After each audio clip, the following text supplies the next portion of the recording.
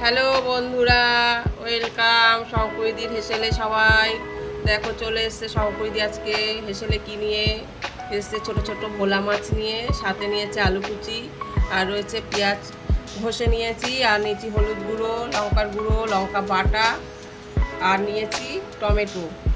এই দিয়ে আর এতে দেবো সর্ষের তেল দিয়ে, সব দিয়ে এখন আমি মাখিয়ে নেব। এটা করব পাতুরি, তবে আজকে কলা পাতায় করব না। চলো আগে তেল দিয়ে নিই, তারপর তোমাদের দেখাই।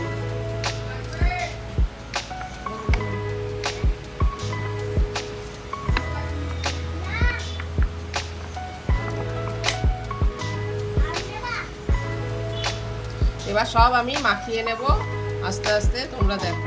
আমি সব মাখিয়ে নেব সুন্দর করে। এটা খেতে না খুব ভালো হয়, কলা পাতাতেও ভালো হয়, আর এইভাবে না কড়ার মধ্যে দিলেও ভালো হয় খেতে।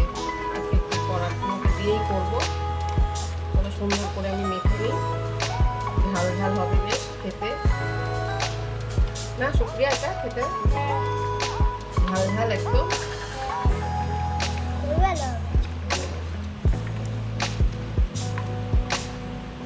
এবার আরেকটু তেল দিয়ে নেব, দিয়ে নে আরেকটু দে,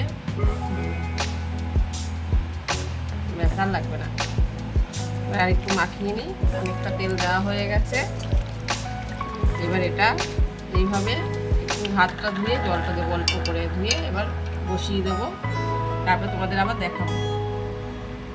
তার মধ্যে জল দিয়ে বসিয়ে দিয়েছি। এবার 10 মিনিটের জন্য ঢেকে দেবো। 10 মিনিট পরে আমি আসছি বন্ধুরা। চলে এসছি, দেখো এই হয়ে গেছে আমার মাছ পাতুরি। তা কে কে এরকম মাছ পাতুরি খেতে পছন্দ করো আমাকে অবশ্যই বলো। আর দেখো কি সুন্দর তেল বেরিয়েছে মাছগুলো গায়ের থেকে, ধোয়ার জন্য মাঝে মধ্যে সাদা হয়ে যাচ্ছে। এই যে দেখো খুব সুন্দর হয়েছে কিন্তু কালারটা, খেতেও মনে হচ্ছে দুর্দান্ত হবে।